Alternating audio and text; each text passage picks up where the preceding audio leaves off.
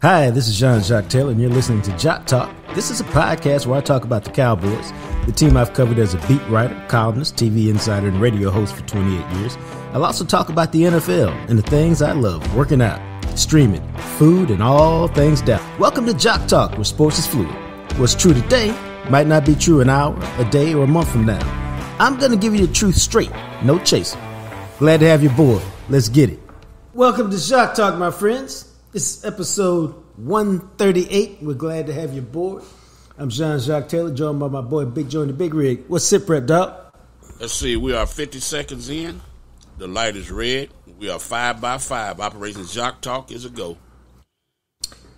That is music to my ears, and we both owe you an apology because I got a DM on Twitter yesterday that started off, and you know you're in trouble when it starts off. It was a great show and a great conversation you and Big Joe had, but I don't know how you forgot James Washington was number 37. Oh, God. That is the beauty. That is the beauty of them numbers, man. Hey, tell that cat he talking with two old men. And that is the greatness of we forgot DeMarco Murray. But see, here's the thing. We don't be studying this. This is just off the top of your head. Yeah. We could have Googled that, but yeah. No, that's the beauty of it. As always, thank that person for listening. Yeah. I appreciate you, dog. Hey, this all started because of the poster on Joe's wall. I think that's how this all started. But just a numbers guy. Yeah. So I don't know how we forgot James Washington. James Washington was cold. Not only is he cold, he's my guy. Yeah. He's president of the Rose Bowl Institute right now. Oh, wow. Okay. I hit him up on LinkedIn and we chat here and there. So it's not like. Wait a minute. Didn't he pick the bill? Didn't he pick Jim Kelly off 2 times in the Rose Bowl? Was that the Super Bowl? He might have got one in that one. But you know, if we just gonna be the realest of the real, James Washington should have been the MVP, hands down, no question at all, of Super Bowl 28. Mm-hmm. Just shit. I mean, we know Emmett got it because Emmett's a superstar and Emmett had a great drive. None of that happens without James Washington. 1 pick, fumble return for a touchdown. I think big he hit. got 2 picks in that game. Yeah, he might have got 2 picks in that game, but he was clearly, to me. I mean, it is what it is. But he should have been the MVP of the Super Bowl, hands down, no questions asked. But very underrated player. He will hit your ass. Yes, he will knock the lights out, put the lights out, and tell you about it. And he was smart. Yeah. No, he's a real smart guy. Like he talks so much shit. You know, a lot of times people don't think shit talkers are smart. No, he's a highly intelligent dude. He had a sports talk show on Fox for a long time. And like I said, now he's president of the Rose Bowl Institute. Well, we had 2 great safeties back there. Thomas Everett and James Washington. True that. Man. So that brings us to 37. Today. Number 38. Who comes to mind? What's my man name? Ron Francis' brother from Baylor, the cornerback. I know who you're talking about. Ron? I thought it is Ron Francis. Who's the other one? James Francis was his brother. Okay, there you go. I was sitting there going, huh? I'm going to go with DeJuan Hawthorne. Okay. No, I can't remember no other 38s. But I'm still smiling about James Washington. I'm sure somebody will remind us. Yeah, 38, that's pretty good. 37, yeah, damn. Yeah, so I want to take a moment to remind you guys, go check out the YouTube channel, The Real Jacques Talk. On YouTube, we have dropped Good and Good For You. It's a cooking episode where we tell you how to get rid of that jiggle with some easy recipes, 15 minutes or less. Let me give you an example right now of the kind of stuff you get on the Real Jacques Talk Good and Good For You episode. This is not on there, but this is the kind of stuff you get. Like you want a dessert, you got a sweet tooth, but you're fighting the jiggle, you're fighting the sweet tooth. This is a great dessert, literally takes 5 minutes. Content Dave is smiling because he already knows where I'm going. You go get a carton of plain Greek yogurt, go down the bacon aisle, and go to the sugar-free Jell-O pudding and pick out a flavor. Banana cream, lemon, chocolate, cheesecake. You take 2 or 3 tablespoons, mix that mixture, that powder, in with a cup of Greek yogurt, and voila, it's fantastic. And I tell people this all the time, especially if you take the cheesecake flavor, which is, I'm kind of partial to that one. I put some raspberries on top of mine, and it was out of this world. Does it taste as good as the cheesecake at the Cheesecake Factory? No, it don't. But is it good enough? Yes. Now, off air, I'll tell you what I used to tell people about how to lose weight, because it'll make you laugh, but it's all good. I'll tell Joe off air and see if he thinks it's funny. But that's the kind of examples you get. It's things that are good and good for you. We've got a couple recipes up there that you guys can try out, and in a never-ending quest to get rid of the jiggle. I mean, the dad bod is fine, but we want to keep it within constraints. Why? For health reasons. We just want to be healthy, man. Nobody knows how many years we got here. You just want the years that you have here to be good. That's the whole point, whole purpose. All right? Now, let's see if Clarence E. Hill Jr. is up and at him in California. Oh, he had a funny story on Facebook. We need to ask him about this.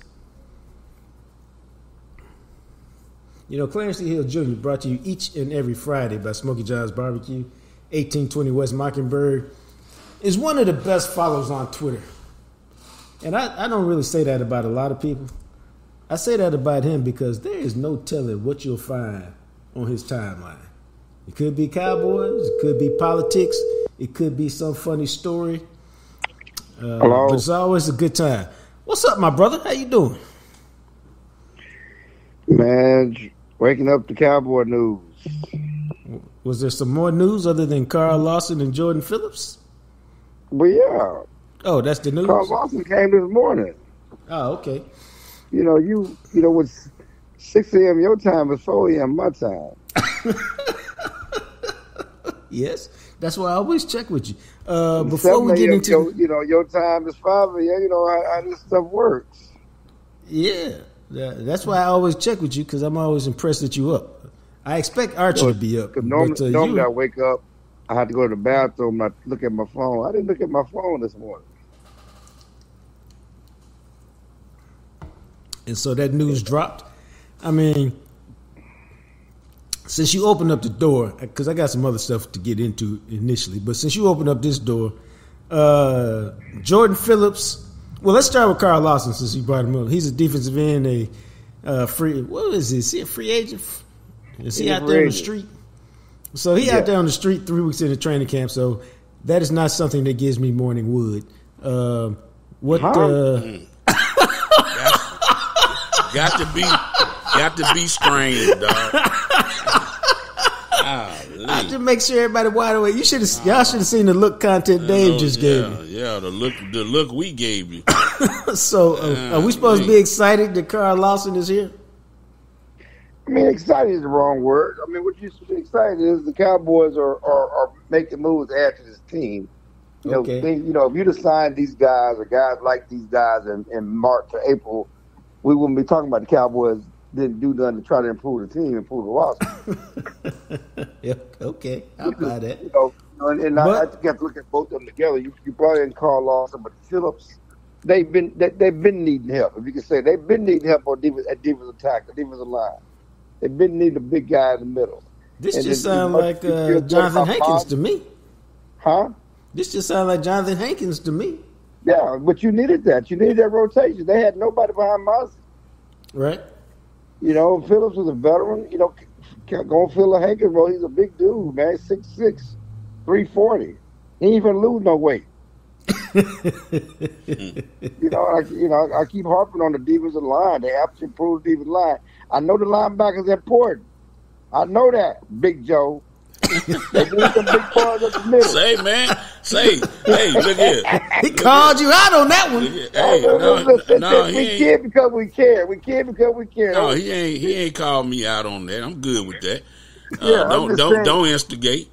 What I do? Nah, you don't need to do that. You don't have to do that between me and him. You ain't got to instigate nothing. Yeah, you're right. It's gonna come naturally. No, but like I said, they need to, that's all of it. You got to have guys up front, and that was a weak spot. And it's with proven players. They didn't have any proven depth up front or proven players up front, and so even though you like the progress you've seen with Mosley, to get somebody like this to go with Mosley, because Mosley's not going to play 50 snaps. Roger that. At that position, you need big guys up front to help do that. So you're saying why they wait till now to do it? They should have been done. Sometimes you like to see what the young guys do in camp. Let them get camp. You don't take reps from them. Then you go add guys from the street. Or you go add guys. You supplement what you got. They played a lot of guys the other day. They played a lot of guys. Yeah. So we don't view this as an indictment on Mozzie Smith. Do what now? So this should not be viewed as any kind of indictment on Mozzie Smith. No, it's not an indictment. You need more than one guy. You already talked about it last year about bringing Hankins, having Hankins there. But those big guys are not playing 50 snaps a game. You need to have a good rotation and big guys. But pairing those two together, the thing about Carl Lawson, they brought Carl Lawson in a couple of weeks ago, and they didn't sign. They signed Shaka Tony, but they cut Shaka Tony, or he got injured or whatever. They cut Shaka Tony, and they brought back in Carl Lawson. I'm not saying Carl Lawson is going to be the next coming of Lawrence Taylor. They're going to come start right, or even Jim Jeffcoat. But he is a rotational piece, a veteran rotational piece who knows how to get to the quarterback, and you get to pair him. You like Nealon, what you got with the the rookie pick, but he's still a rookie. He's still limited in his pass rush moves, and so you got some insurance there. Start to see you have Sam Williams and Nealon. Now you got Carl Lawson and Nealon. Which allows again you to continue to move Micah and do different things with Micah. If you want to rush from different places, you still have two solid ends there. All right, this is good. What did you think about what stood out to you from the joint practice with the Rams yesterday? Outside of that fool knocking over the trainer or the manager. And then you had that. I focused on the offensive line. I focused on certainly Tyler, the left tackle. Guyton and the center BD. Tyler Guyton is what I'm trying to say. Not to be confused with Tyler Smith or the former Tyron Smith. Yes, and I'm glad they got rid of Tyler Biadasz because you had Tyler Biadasz, Tyler Smith, and Tyler Guyton on the left side. Yeah, that's a correction in the newspaper waiting to happen. So him going, and really what I liked is Mike McCarthy ripped the Band-Aid off. Not only does he have, Tyler Guyton at left tackle, but he got Cooper Beebe at center. He said last week, we're going to start giving Cooper some reps. And we're thinking, okay, he's going to give him some reps with the first team. Man, come out to practice. He's with the first team, with the first rep. Not in a rotation, unlike that. No, he's with the first team, with the first rep. And so you got the two rookies out there. So I want to see how they did. And Tyler Guyton just murdered the first round pick, Jared Verse. Play in and play out. And Verse is the first round pick. He talks so much trash. He looked like he got attitude. He looked like he got. He looked nasty because he got the attitude. Which one are you talking about? I'm talking about Tyler Guyton. Yeah. He hit somebody. Quiet. He don't talk trash. He's so athletic. Yep. But yeah, he handled the Verse talks a lot of trash. I mean, he's the kind of right guy you want on that defensive line because he don't give a quarter. He talk trash. Keep coming. Yeah. But Guyton handled him. Handled him well. And so that's kind of what I was looking for from those guys.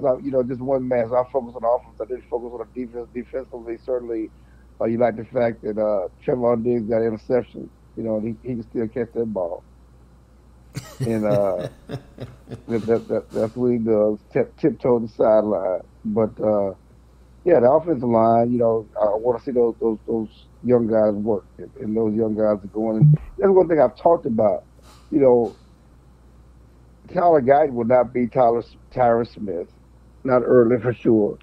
Tyron Smith, 8-time Pro Bowler, should be, strong candidate for Hall of Fame. Right. He was picked 11th overall. I mean, he was supposed to be good, and there were 4 or 5 tackles picked in front of Guyton. Guyton was the best graded rookie tackle in an open preseason game, though. And so, the Cowboys certainly know what they were doing. They certainly picked the right guy who's ready to come in. But, they're going to be some ups and downs. But you had Guyton, you had BB. That's why I keep trying to tell people about the running backs. I think the running back game has a chance to be better just because the blocking is going to be better. Giannis was not a good blocker, up front. He's certainly in the run game. He got moved and bullied a little bit. He was kind of small. Yeah, BB is going to give them a chance to be better at the point of attack at the center position. And so that should help the running game. Even though they don't have a home run threat running back, they should be more functional, between the 20s and certainly near the goal line. I can't remember, so forgive me. What were your initial thoughts on Guyton? And I say that because my initial thoughts were, okay, I see why they picked him. It makes sense, but I'm always a skeptic of, he ain't played left tackle. He hadn't really played that much, and you're asking him to do a lot. But now it seems like, as usual, Cowboys, when it comes to first-round picks on the offensive line, know what they're doing. What do you remember about your initial thoughts on Guyton? Well, just big and athletic.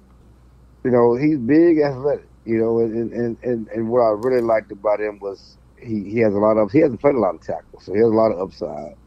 And his work ethic, his passion. I mean, this guy moved to Dallas right after the draft, started working, with Big Duke up at the basically offensive line academy that this guy Big Dukes has, and it's been there. And he's just a hard worker. Again, started out as a defensive end, started as a tight end at TCU, moved to tackle, which transferred to Oklahoma. And I just think, the arrow's going up. But, yeah, I mean, you were concerned about right side to left side. But what's also true is that when he was the right tackle, he was blind protecting a left-handed quarterback. Yep. I said that last week, yeah. Yeah, he's blind side protecting a left-handed quarterback. And so it's the premise is the same. So now he's on the other side. Just get your footwork right. And the different side, from what we've seen, has not made a difference. He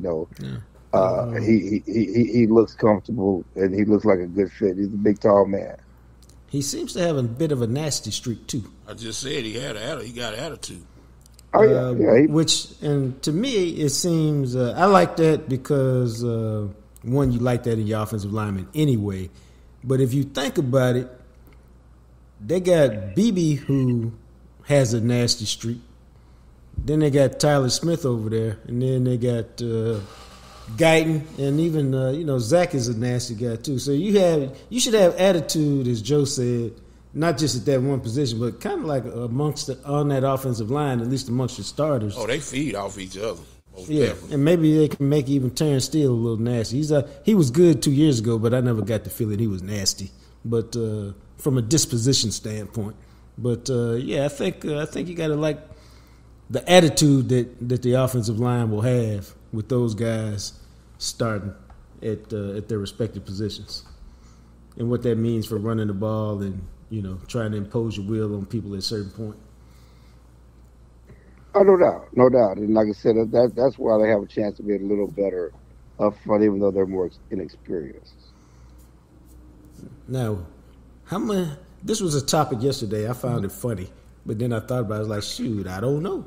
How many yards will the leading rusher have this year?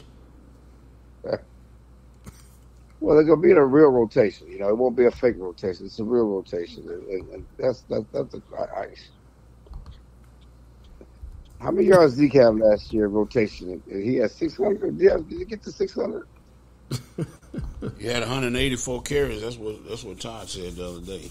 Something like that. Yeah, I'm looking it up right quick. That's a shame. I remember we used to have that in a good month. I don't think they have a 1,000-yard rush. Well, that wasn't the question. Zeke had 642 yards last year. I mean, that seemed kind of obvious. I mean, but let's be honest. Zeke snuck to 1,000 yards a couple of years ago. 103 or 104. I mean, I just don't think they'll get that close. I'm thinking I was going back to look like 2007, 2008, 2009 for the Cowboys when they had See, that was the real rotation. This is a fake rotation.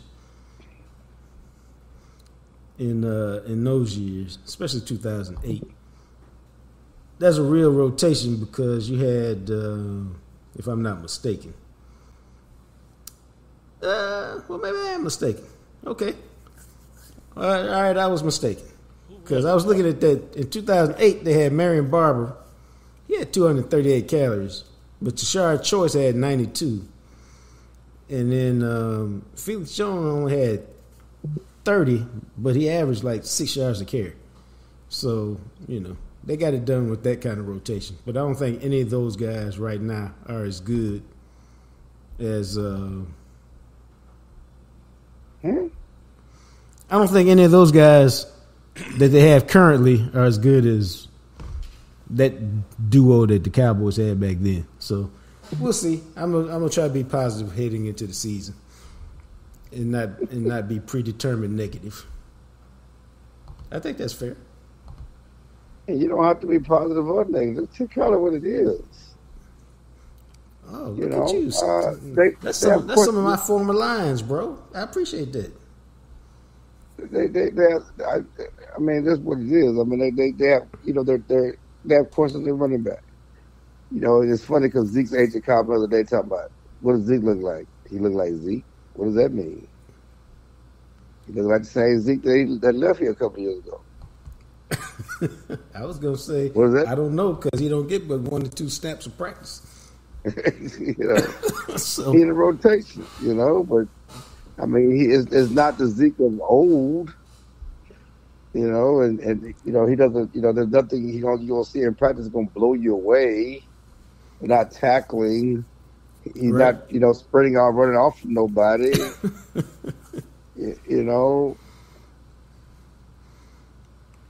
I think a healthy Zeke gonna give you something. When he left here, he's gonna give you something. Like 2 years ago, when he left, he had 12 rushing touchdowns. I mean, they missed that last year. Yep. He has a nose for his own. He's gonna be a tough, short yardage running back, determined. He's a good teammate, but watching that in practice, you're not gonna be blown away. Yeah, he no longer has traits to show up in practice. You're not gonna be blown away with that. That's one thing I was trying to tell people. Everybody's talking about the crowd size. Who you coming to see? Tell me the stars you're coming to see put on the show in practice. This team is the Cowboys in name, but tell me the stars that you say a must-see TV in practice every day. I'm going to take out for 11 o'clock practice. Let me see. CD at the crib. Exactly. I guess you said offensive star. I guess I'm coming to see Dak. I said stars, offensive. Who just name a star? Usually championships create the crowd, don't it? Well, that too, but sometimes it's players, and like Daz used to create a crowd. People want to go see Daz on the show in training camp. Yep. Okay. Let me see. I don't know, man. I wouldn't go see it. But I could be a little spoiled. But I'm just saying, who you gonna go see? Who you gonna check out? Real talk. You're probably going to see Dak. You're going to see Micah. Yep. Maybe you want to see Deron Bland. Maybe. No, maybe you want to see. Stop. If they was in Frisco, I'm there. Yeah, well, we will be having a conversation. It'd be packed like going to San Antonio. Yeah, it will be packed. Yeah, Roger. There's no question about that. That's what I'm saying. If I was I gotta go to California, I ain't nobody. I ain't going. Ain't nobody making me go up there. Listen, I love Deron Bland in the story he had, but he's not a larger life star. He's not a natural star. I just threw it out there. I said maybe they come to see Trayvon Diggs. Well, he's been hurt too. I just said, would they come to see him? Yesterday was his first full practice. Yeah. How he look? Look good, he said. He had an interception. I just say that. I'm paying attention, dog. I'm paying attention. I was curious because the one guy we haven't talked about is your boy Trey Lance. What were your thoughts on him in the scrimmage, and what do you expect? I mean, in the preseason game, and where do you see improvement from him coming in preseason game number 2? I mean, I don't know if I've had this conversation here before, but I've tried to have this hard conversation with everybody. Why are we talking about Trey Lance? Because he was a third overall pick. They got overdrafted, and the Cowboys traded for him, and to throw something against the wall and see if something will stick. Trey Lance, there's nothing Trey Lance can do to beat out Cooper Rush's backup quarterback. Nothing. Nothing he can do in 3 preseason games to say, if that gets hurt, I'm going to play Trey Lance. And there's a lot of talk about Trey Lance's name because of where he came from, because of the draft position. But there's really nothing he can do. The guy does not have any time on task. The guy has not played a lot of football going back to high school. He has not seen it. He's not done it. And I think the Cowboys were diabolical in that first preseason game. Cooper Rush and Michael McCarthy were diabolical. Because they started Cooper Rush.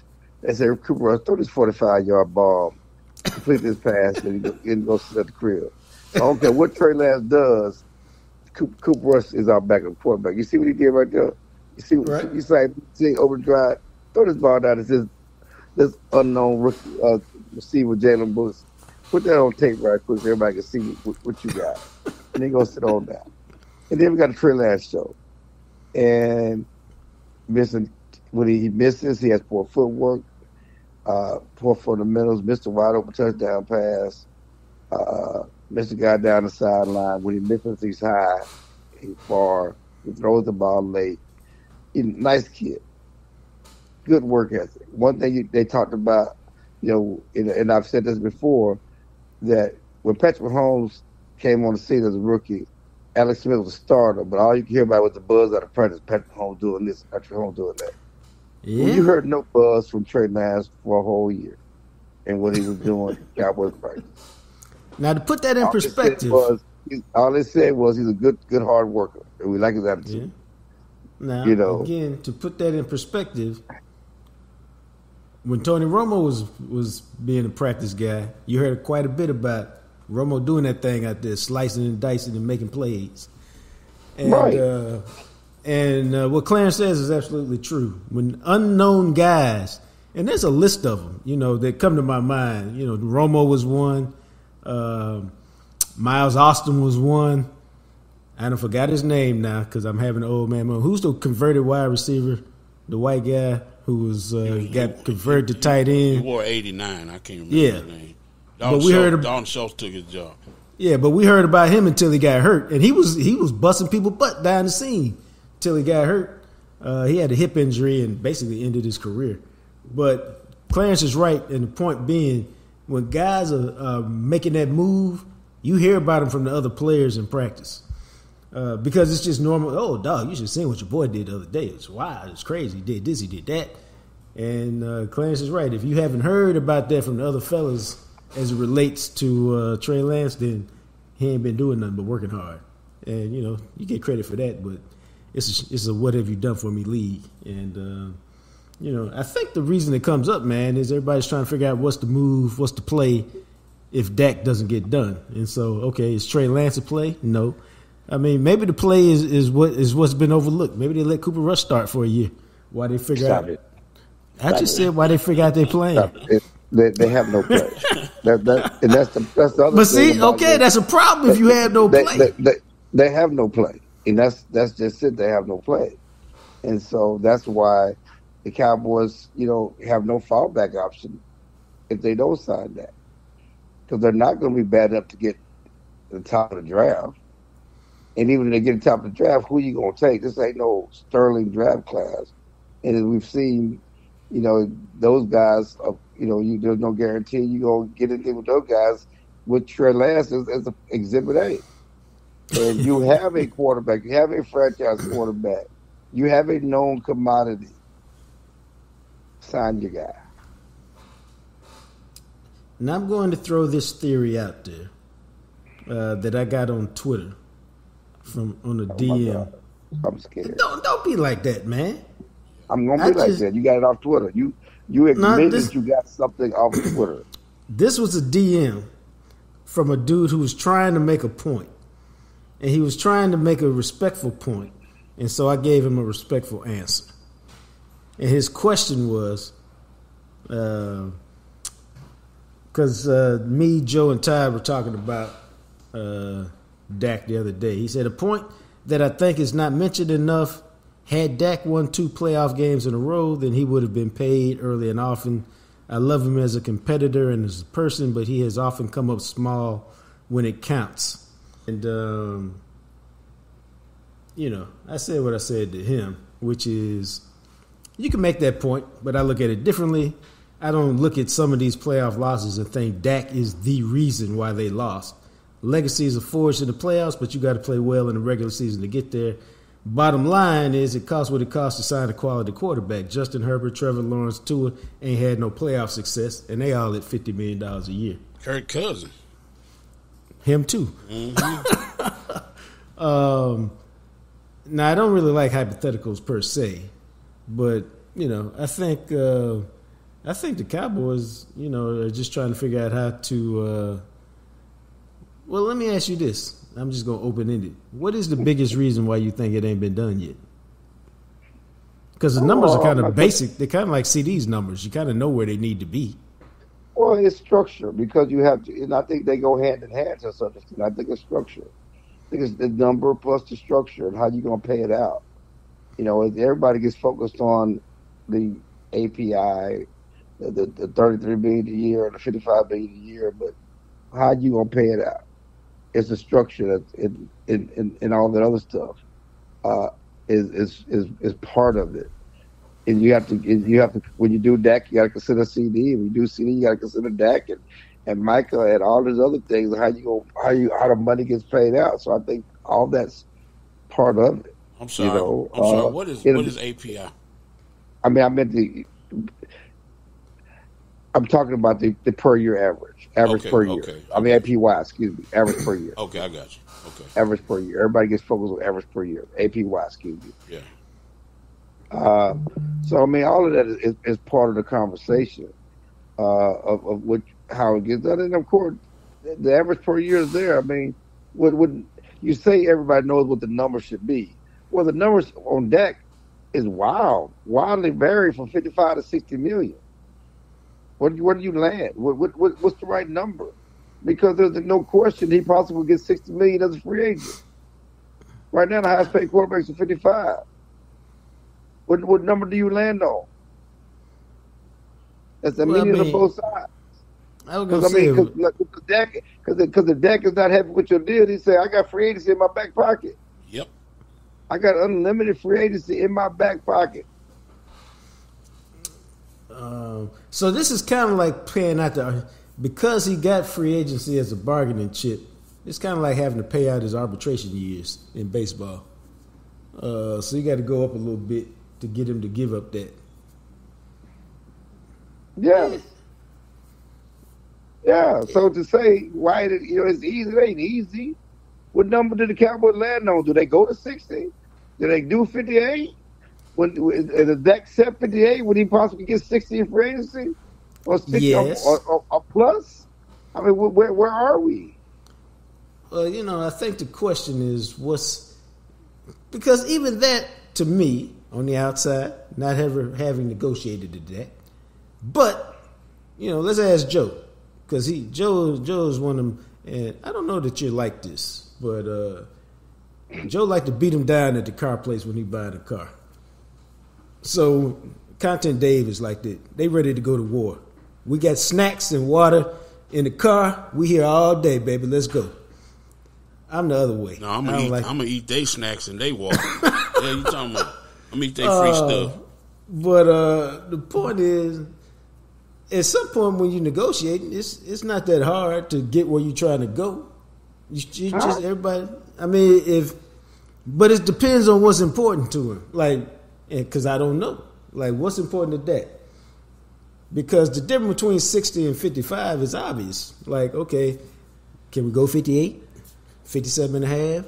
So it's not that hard at that point, unless you want to be the first $60 million guy. Or you want certain things. If the Cowboys don't want to offer you 55, say the Cowboys say, "Hey, I'm going to make you the highest paid quarterback or tie for the highest paid quarterback. I'm going to give you 55." With the same thing that Trevor Lawrence get. It's not chump change. No. But you're not raising the bar. You're not raising the market. which is part of Dak's obligation to his fellow quarterbacks, and he's certainly done more than those Trevor Lawrences of the world. Why should he accept the same deal that Trevor Lawrence got? That's kind of what I was trying to explain to the dude. You know what, man? I take it back. I don't think it's hard, but I see why it is hard. Because everybody can make their valid points. And it just depends on what points you choose to grab onto. Just like with the CD deal. The Cowboys are not at 33. CD, the highest receiver making 35. Right? Yeah. The Cowboys ain't off 33 yet. I don't understand that. Why do you think that is? I don't know why that is. But they got to come up. Yeah, CD ain't asking necessarily for 35, but come on, dog. Well, and I try to explain this to fans when we talk about it. 34. All the money is crazy. Okay? Like I said, if you don't put me in the same neighborhood, I ain't got to have the biggest house on the block. Right. But I need to be in that neighborhood. I need to have that next house. We're a few blocks away. Yeah, no, that's really how it goes. That's really what it is. Like, I need to be in the conversation with the highest paid guys. I need to be above this guy and in that range. So I don't know, bro. Has Jerry ever paid anybody like he was supposed to? Listen. Has Jerry ever paid anybody right off the bat like he was supposed to pay somebody? Like Tony Romo. Okay. Tony Romo. All right. Troy Aikman. There you go. Well, what's the common denominator? Jason Witten. Oh. Yeah. Jay Witt didn't have to fight for his paper now. Now, see, I'm not gonna let y'all go down that road. I'm not going down that road. I just said it because Jay Witt and Romo was BFFs. Trevon Diggs, hold on, let me back up. Trevon Diggs got paid. Okay. Bingo. Last offseason. Roger that. In training camp. And people forget that. Yeah. Zach Martin got paid. Zach Martin fought for his money. He held out. Zach Martin. But that's the only time he held out, though, I think. Tyron Smith got paid. Jalen Smith got paid well before he deserved his money. Well, that was my question because it seemed like Jerry Smith got paid. Should not have gotten paid. Right. He got paid from a political ploy. Yeah. They was trying to make Zeke feel bad. Yeah. That's why they paid them guys, and then the backfired. Okay, I'm just saying they got paid. Well, don't say they didn't get paid. Well, that answers my question. They all got paid. Maybe that's why they mad now and don't want to do it. And we're gonna go back to my boy that started it all. My cornerback from Kansas City got paid. They refused to sign a free agent ever since. Man, that's the story to write. Brandon Carr, that's the day the music died. Brandon Carr. They paid Brandon Carr. And Brandon Carr was a good player. They paid Roy Williams. Hello? Yeah. Both of them. Yeah. They paid T.O. Yeah. They paid T.O. the right way. Straight cash, homie. Yeah. 3 years, 25. No bonus pays. You get your money along the way. $8 million a year. See? They will pay. What y'all talking about?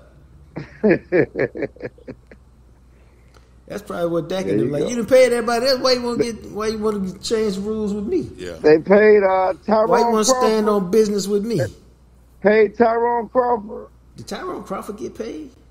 Yeah, for Tyrone Crawford at the time, yeah. Damn, I forgot about Tyrone Crawford. That's what happened, man. You come, you play, you leave, and I forget about you. That's kind of life in the league. Paid DeMarcus Wade Lawrence. All right, so Jerry and the Cowboys, Steven, they pay everybody. They ain't paying now. The rules have changed. The rules of engagement have changed, and they trying to adapt They're gonna pay. They're gonna pay. They just start the deal. They don't want CD to get hurt. in practice, like all these other guys are dropping like flies across the country. All right, I feel you. All right, we got the game this week, and then we won't ask you about Trey Lance next week. I'm just ready. He's gonna be a topic every week. He's the only person that's gonna play all the whole game. He gonna get exposed, or he gonna make some progress. But again, there's nothing he can do in the preseason against backups with no scheming to say if Dak Prescott get hurt, I'm gonna play Trey Lance instead of Cooper Rush, who's 5-1 as a starter, who's proven it in real games. Man, Trey don't throw to nobody, man. He don't throw to us. He don't throw to them. It'd be all right. So I was in practice there behind the defense, behind the offense. I was watching the Rams practice. He threw a go ball. And all the receivers, he threw it too late. He got to throw it early. He threw it too late. Yeah. 4 receivers on the sideline said it. That's confidence. That's what I was saying. He sees it late. Yeah, that's what I was saying. He didn't give him a chance. He threw it too late. Right. That's it. He don't see. Again, and look, I loved great kid. Okay, the guy played 1 year quarterback in high school. Didn't grow up as a quarterback. Don't have all the 7-on-7 experience that many of these young quarterbacks have. Right. With the North Dakota State, started 17 games, but really didn't play. He had a pandemic year, didn't play his last 2 years, I think. When he did play, they threw 7 times a game. I mean, you look at the number. He threw under 400 passes in college total. Yeah. Nah, bro. That's a decent half a season for a lot of quarterbacks. Threw under 400 passes total. Consider all the quarterbacks. Consider the quarterbacks that drafted this year's draft. The kid from Oregon, the kid from Washington. How many passes they've thrown in their career? Somebody looked up Cooper Rush, the passes he's thrown when he was in college. Trey Lance threw under 400 passes in college. And then you go to his time, and he started 4 games in Lisco. There's not a lot of time on task. Nope. So no matter what you see, I mean, McCarthy talked about it. He does, he's decent on the run, he's decent on the move. Certainly has some movement skills. He's not Lamar Jackson as a runner, but he's a decent runner. But he just don't have a lot of experience in the drop back passing game. And they want to see him drop back, and so those are some of the things you'll see in the preseason game, which McCarthy talked about why he threw a lot the other day, because he wanted to see Lance throw the ball and give him opportunity to drop back passing game. And you saw he took sacks, or he did some things on 4th down, and some things that he left the pocket too early, and sometimes he trusted the pocket. So again, not a lot of time on task. Before we get out of here, let me ask you about this. Your daughter had an interesting, I find it funny because she had an interesting experiment with a gas stove.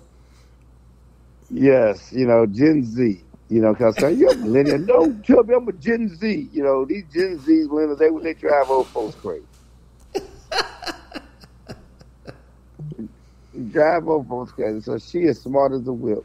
Was always as smart as a whip.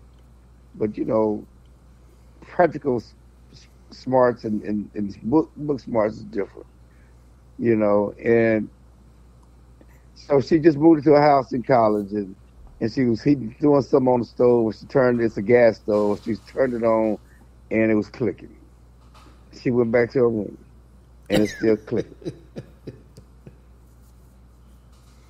Somebody in the house said, "What is that? What's going on? You can burn up the house, because somebody, these young kids, somebody walking in smoking a joint, whatever else.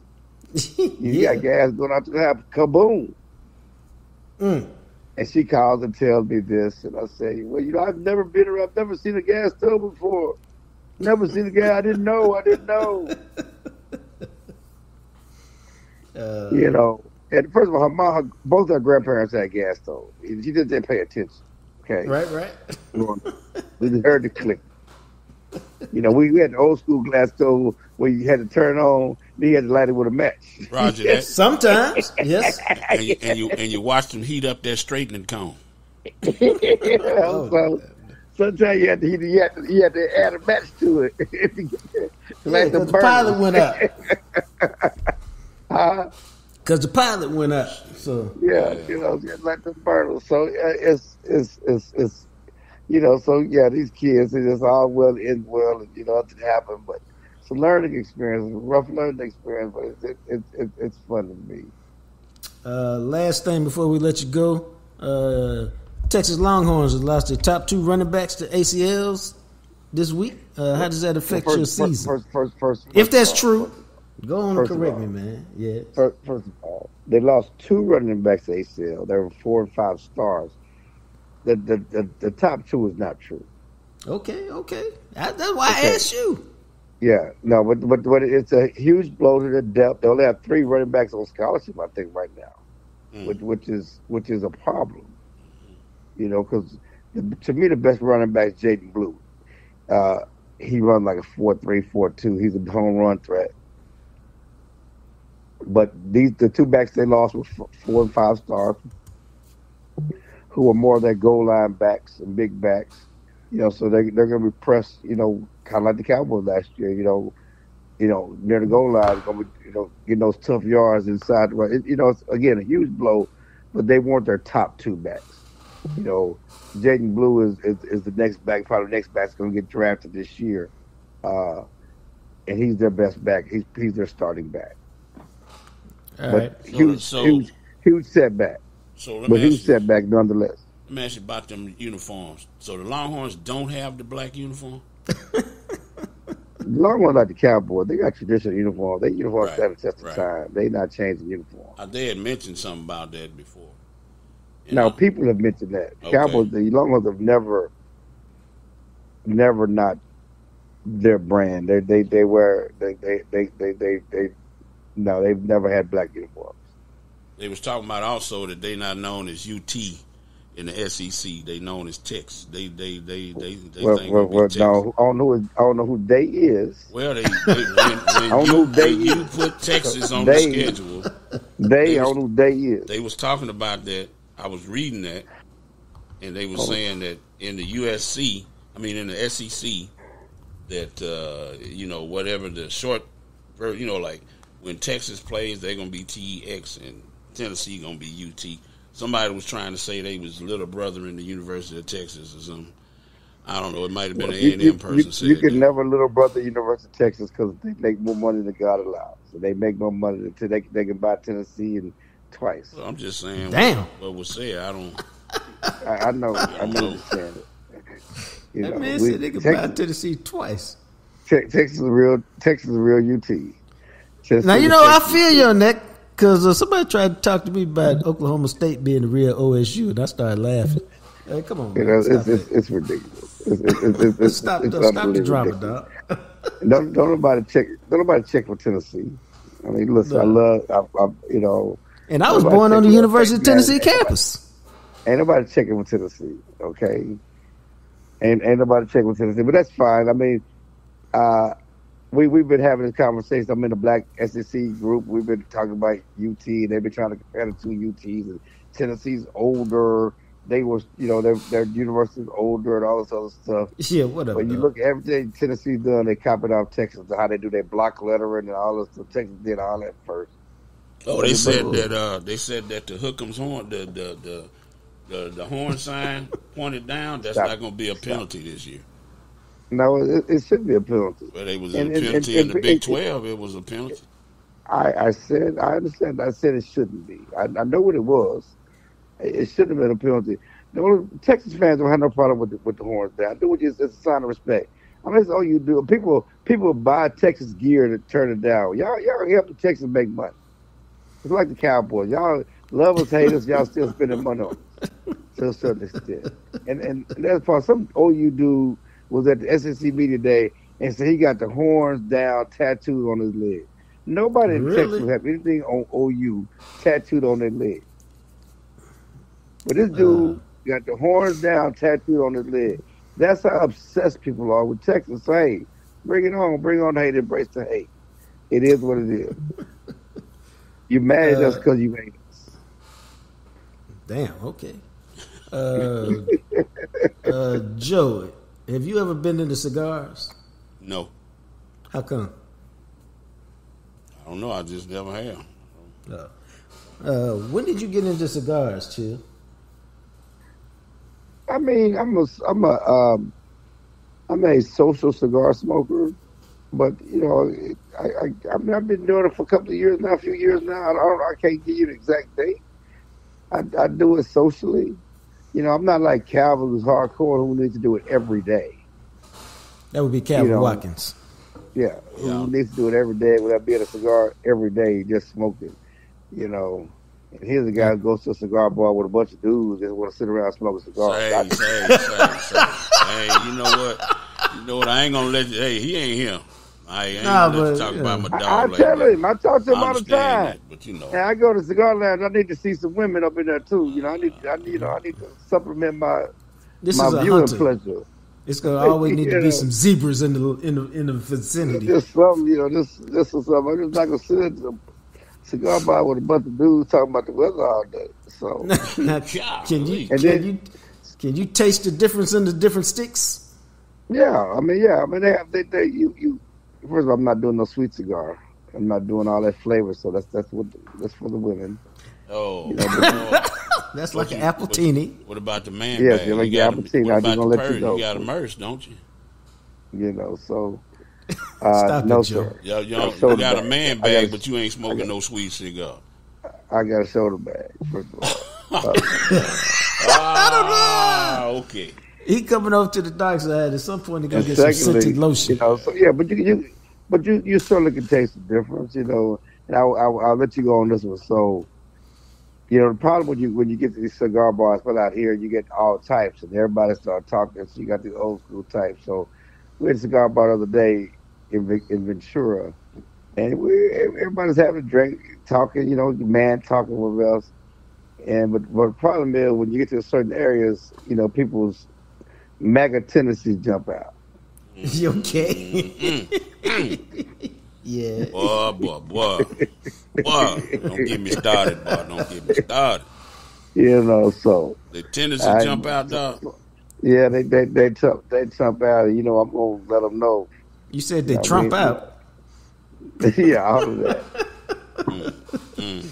Yeah, okay, let's save that for another day. You ain't lying. Don't go. Leave that word. Yeah. There, boy. On that note, we always appreciate Clarence E. Hill Jr. Yeah. The longest tenured beat writer in DFW on the Dallas Cowboys since established 1996.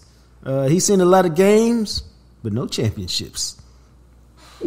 But it ain't my fault because I raised champions. He raises champions. He raises NAACP Image Award winners. He raised gymnastics state champions. You know, he all good, man. So it's not him. Champion, my brother. Raised champion. Hey, me and him both. There you go, brother. We all do, my brother. We all do. Y'all have a good day. Let me go write these stories if they got you. Roger that. Appreciate you. That's Clarence E. Hill Jr., the Fort Worth Star Telegram. Brought to you each and every Friday by Smokey John's Barbecue. Home of the Jam Session Bowl, where my boy Justin rolled through last week, picked up Jam Session Bowl with the brisket and the sausage. He seemed to enjoy it based on his text message to me or his tweet to me. Jam Session Bowl is a mac and cheese base or mashed macaroni base, macaroni and cheese base. Your choice, 2 out of 5 smoked meats. I usually roll with the brisket and the sausage, and then, all this stuff you find on loaded baked potatoes. Bacon bits, cheese, sour cream, the works, butter. And then they drench it with sauce or they drizzle it with sauce. Either way, it's fantastic, if you know what I mean. It is food to live for. Make time in your life for some Smokey John's Barbecue. Now, here's the thing about Smokey John's Barbecue.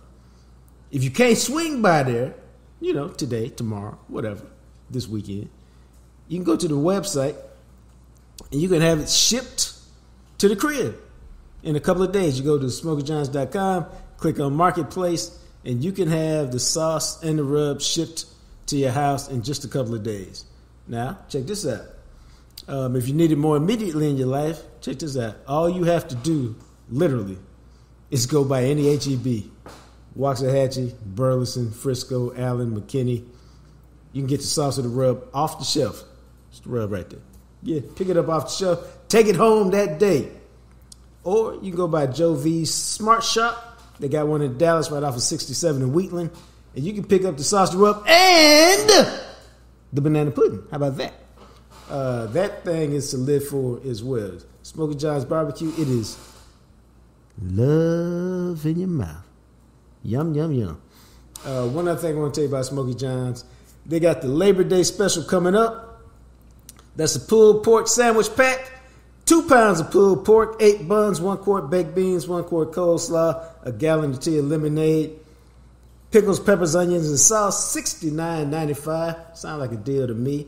Or you can get the large barbecue pack. 2 whole chickens, 10 links, a quart of baked beans, a quart of potato salad, a dozen rolls, a pint of barbecue sauce, a gallon of tea, $99.95. And all you got to do, seriously, it's this easy. Go to SmokeyJohns.com/order, place it. Or if you lazy, just pick up the phone and call them. 214-352-2752. Smokey John's Barbecue. Get some in your life. Let's go to the block, my brother. Now, this is not a trick question,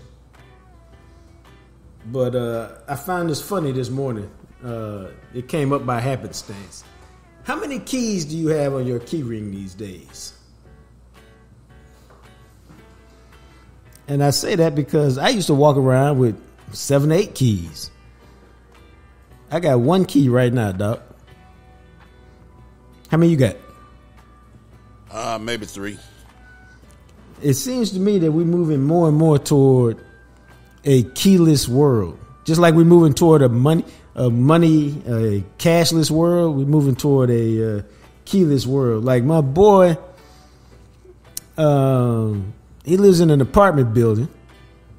And so you got a code to get into the apartment building. And then a code to get into your specific apartment. So you don't need a key. He drives a Tesla. And I didn't know this, Doc. Teslas don't necessarily come with keys.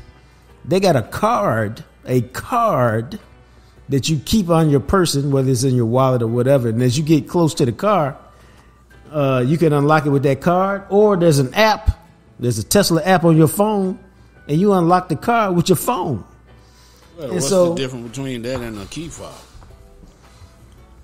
Nothing. Well, I was gonna say only that it's not. It's like you know, a key fob. You still need to have the fob, but if you unlocking the phone with your phone, the car with your phone, you don't need anything. You can unlock a Cadillac like that. I didn't know that. You can unlock it. A lot of them cars got car apps, but the fob you put it in your pocket or your man bag or whatever the hell you got, and you just walk up and touch the car. My Passat was like that. My Cat is like that. My Tacoma that I had was like that. If you just got it on your person, you just touch the damn car and it opens. Yeah. It just seems weird to me that we used to laugh. Yeah, Tesla ain't. We used to what? I'm just saying that's not nothing new. Oh, it was new to me. I didn't know anybody had a. Your car don't work like that. No, not where it's an app. No, I'm talking about like the fob is better than the app. You can usually you can remote start your car with the app. You can open it with your app, but I'm saying your car, you can't just have the key in your pocket and walk up and open your car. Yeah. Oh, okay. Well, that's the same thing as having the car with the Tesla. That's what I was saying. Same thing. Yeah.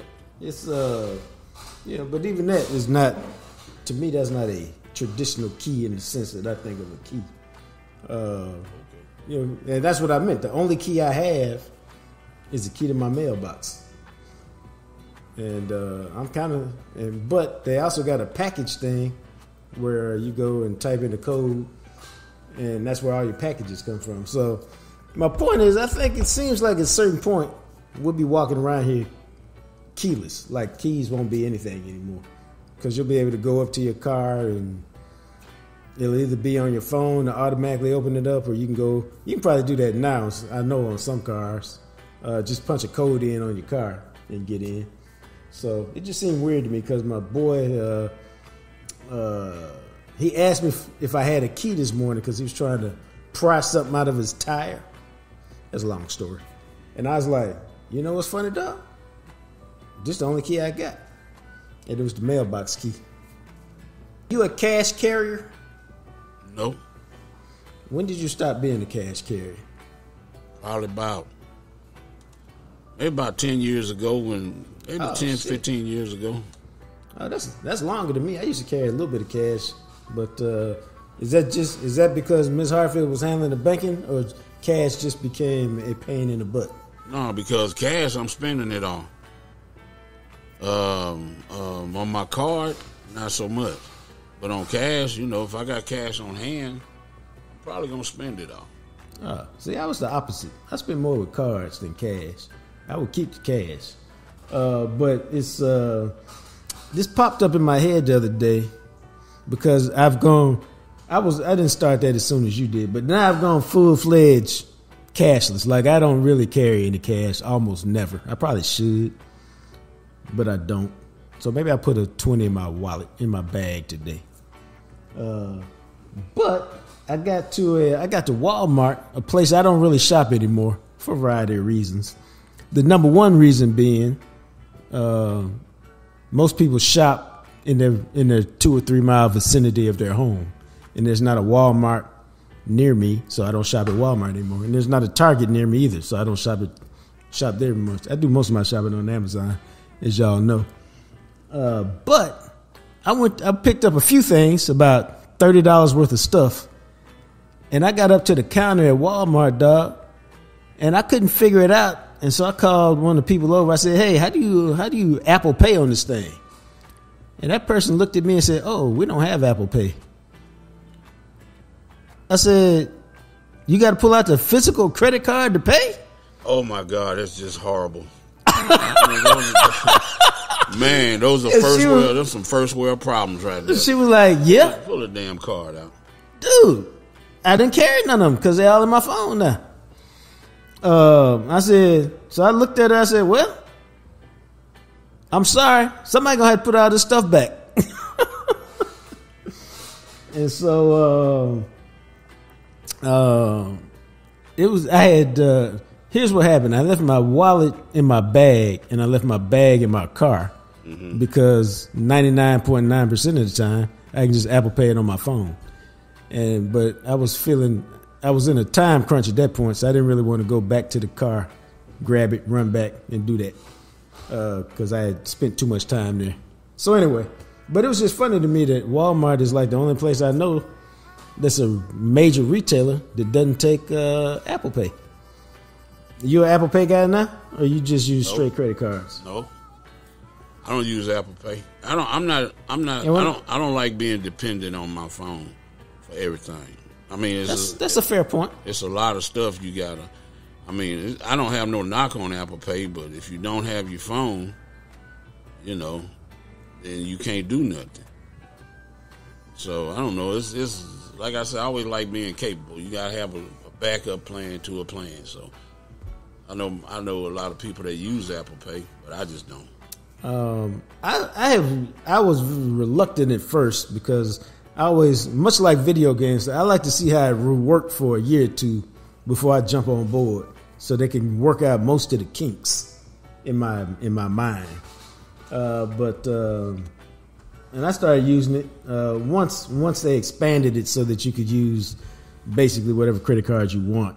You could use it, and so it became a little more convenient that way. Mm-hmm. But so yeah, man, the lesson was, I was like, damn, I guess I need to start bringing my wallet in the store, because you're right. My biggest fear with being dependent on your phone is what, dog? When that thing run out of juice. Yeah, that's it. Like, how do you function when that thing run out of juice? Like the codes to the apartment, man. I had to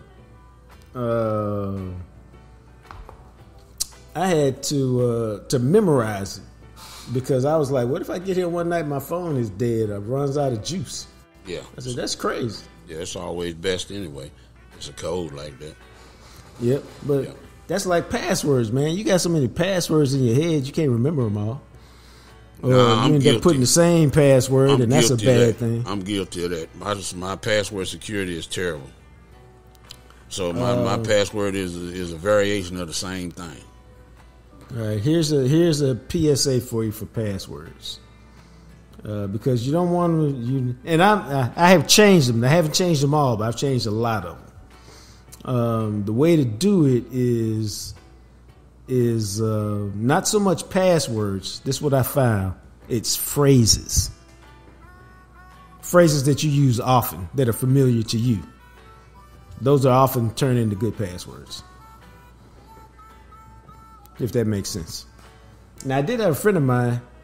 He used to use passwords that were his favorite, or not even his favorite, like his favorite team players' jerseys numbers. Like his password might be Benny Barnes 31. Like he would use his favorite players, not the current players. You know, Roger Staubach 12. Stuff like that. Yeah, I use my jersey now. You knew what jersey I wore in college, at a certain college, and semi-pro and in high school, you would know part of it. You got a head start. That's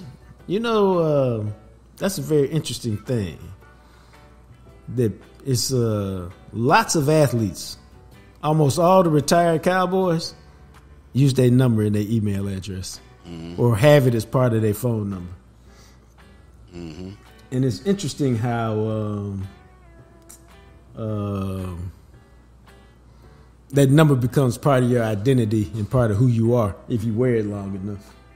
Oh yeah, especially as a pro. Yeah, you wear a number 10 years. Yeah, it's associated with you. That's why we do the numbers thing. That's why we miss James Washington. Man. Exactly. Yeah, I don't go to the store that much anyway. I don't go to the grocery store that much anyway. I'm there all the time. I'm not allowed to go to the grocery store pretty much. Oh, I got breaking news for you. It's funny breaking news. Oh, I don't know. Come on, man. Stop. I have decided, unless somebody else is paying, I have eaten my last meal at Chipotle. That's funny. When I tell you why. So I had a business meeting yesterday, and I got caught out and about, and I was like, okay, where can I go get a healthy lunch? I said, all right, Chipotle. They got one 2 miles down the street. Let me go there. I ran through there. I ordered a bowl. I said, just a small scoop of black beans, please. They did that. I said, I want the chicken and a scoop of steak. So I got a double meat. I said, and I want just a little bit of guacamole. Too much. Just a little bit. Okay, perfect. And the guy at the counter said, chips and a drink. I said, oh, I'd like a bottle of water, please. No chips today. And the order looked good. It was prepared. They didn't skimp on the meat. Y'all be happy. Y'all be happy to know that. And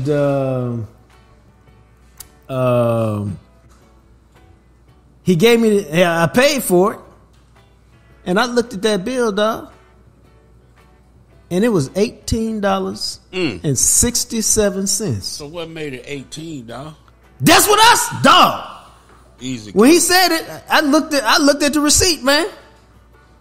The bowl was $11. The extra scoop of meat was $3.55, and the water was $3. And I said to myself, okay, y'all got me. Never again. Never again. What was that? The meat was extra?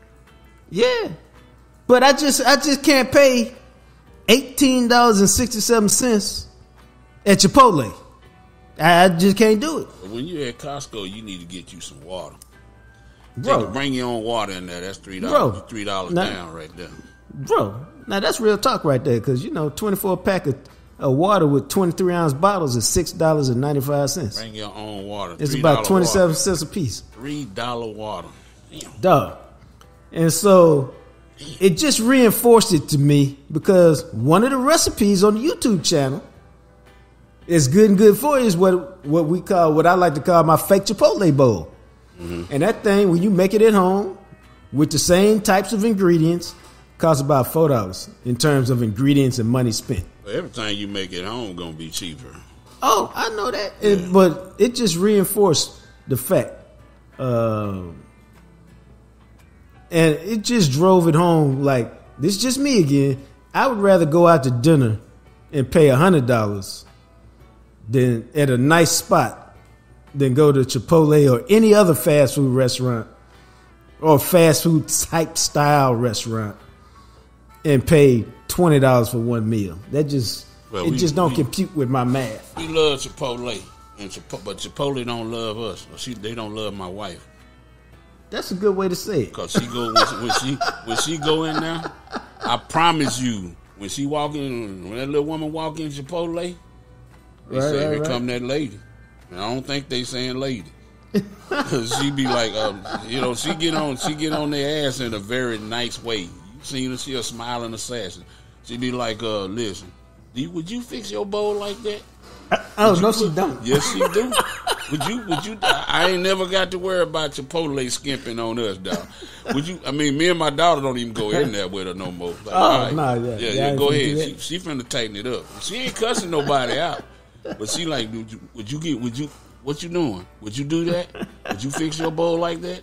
You have to. Hey man, hey, everything come home good. It's all good. So yeah, I just had to add that. Now when she go up in there, Nah, I feel you on that. But that's the block this week, man. We appreciate y'all. Remember to go check out the YouTube channel, The Real Jacques Talk. Follow the show on IG at The Real Jacques Talk. Hit me up on Twitter, X at JJT Journalist. And then I'm always on Clapper with some HSOs. All right, I am Jean-Jacques Taylor is the handle. For Big Joe and the Big Rig, till we chat again, you guys be blessed.